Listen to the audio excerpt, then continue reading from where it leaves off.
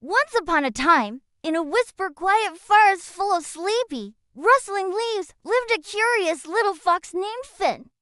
One evening, something was very, very wrong. Finn trotted out of his cozy den, ready to count the sparkling stars, but when he looked up, he gasped. The big, round, cheerful moon was gone. The whole forest was dipped in darkness, like a giant jar of blackberry jam. "Oh my!" whispered Finn, his twitching nose trying to sniff out a single moonbeam. Where did the moon go? The other animals were just as puzzled and a little bit scared. The bunnies couldn't see the path to their burrow. The squirrels couldn't find their secret stash of acorns.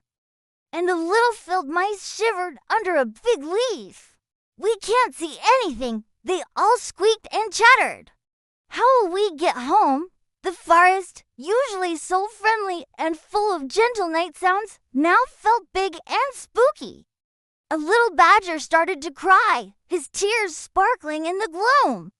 Seeing all his friends so sad and lost, a brave idea popped into Finn's head. His heart beat a little faster, thump, thump, thump, like a tiny drum. He stood up tall on a mossy rock and announced, "Don't worry, everyone. I will go and find the missing Moonlight." The other animals looked at the little fox, their eyes wide. He was small, but his voice was full of courage. A little spark of hope began to glow in the dark forest. Finn took a deep breath and set off on his grand adventure. The path was tricky to see, and shadows danced like mysterious giants. Soon, he heard a gentle hoo-hoo from a branch above. It was Professor Hoot, the wisest owl in the forest. "Looking for something, little one?" the owl asked, his big, round eyes blinking slowly. "The moonlight is gone, Professor Hoot, and everyone is scared," Finn explained. The owl nodded thoughtfully. "The moon has a rhythm, like a quiet song. It doesn't just disappear. Look for clues that glow in the dark, and they will show you the way." Thinking the wise owl, Finn continued his journey. Now looking for anything that held a little light of its own, he hadn't gone far when he came to a bubbly creek. Sitting on a lily pad was a cheerful frog named Ferdinand, holding a tiny lantern made from a firefly inside a dewdrop. "Lost, little fox," Ferdinand croaked with a big, friendly smile. His lantern cast a soft, greenish glow on the water. "I am," Finn said. "I'm looking for the moonlight." Ferdinand chuckled. "I can help you cross the creek.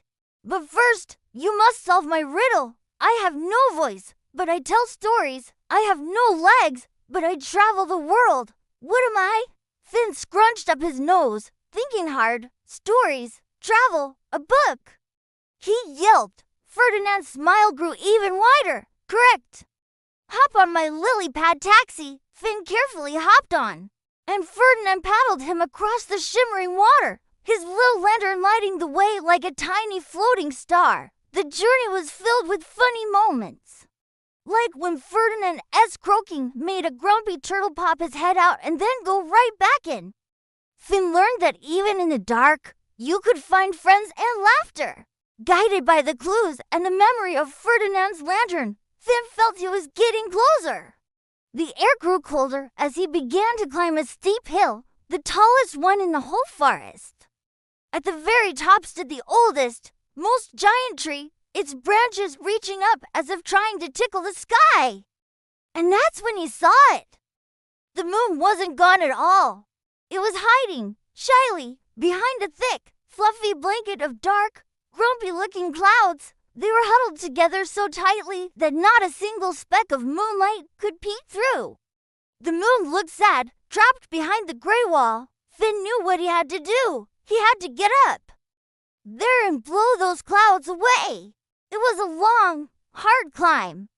The bark was rough, and the wind whistled in his ears, trying to push him off.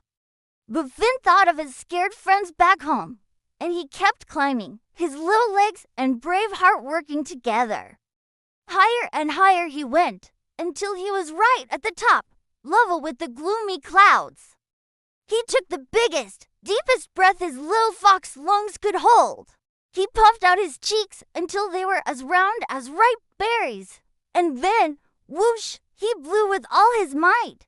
A little bit of the cloud drifted away. He took another breath.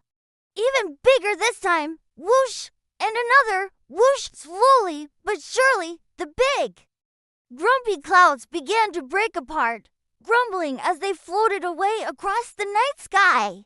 And then it happened. A sliver of silver light, then a bigger slice, and then the whole beautiful, beaming moon shone down.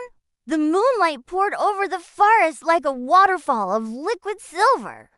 The trees sparkled, the creek glittered, and the paths were once again clear and bright. Down below, a huge cheer erupted from all the animals. Hooray for Finn! They shouted. Rabbits hopped with joy, and squirrels did happy flips. Finn, perched at the top of the world, smiled the biggest smile of his life. He learned that even if you're small, your courage can be big enough to blow away the clouds and light up the darkest night. As Finn climbed back down, he thought about his adventure. The dark had been scary, but he wasn't alone.